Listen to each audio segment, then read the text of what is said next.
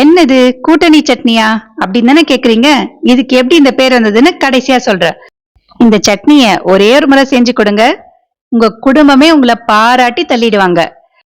ஹெல்த்தியான சட்னியும் கூட, செய்யறது ரொம்பவே ஈஸி. எப்படி செய்யுதுன்னு பார்க்கலாமா? Welcome to Anees food corner. ஒரு கடாயில எண்ணெய் ஊத்திட்டு கடலை பருப்பு உளுத்தம் பருப்பு சேர்த்துக்கோங்க.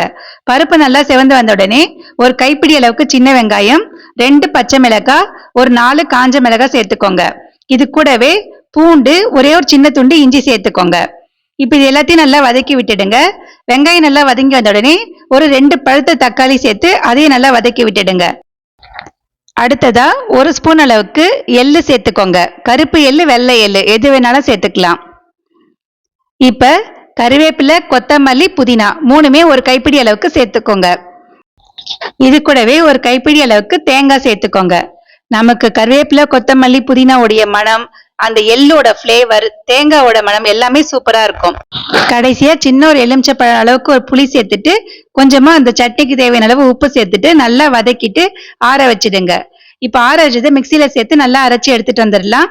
உங்களுக்கு திக்கா வேணும்னா திக்கா அரைச்சிக்கலாம், இல்ல நமக்கு தண்ணியா வேணும்னா கொஞ்சம் தண்ணி ஊத்தி நல்லா தண்ணியாவே அரைச்சிக்கலாம்.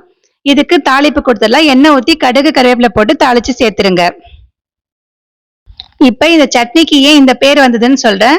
இதுல 15 ஹெல்த்தியான பொருட்களை சேர்த்திருக்கோம். இந்த 15 பேரும் சேர்ந்து கூட்டணி வச்சு இந்த சட்னியை உருவாக்குனதுனால இந்த சட்னிக்கு பேர் கூட்டணி சட்னி.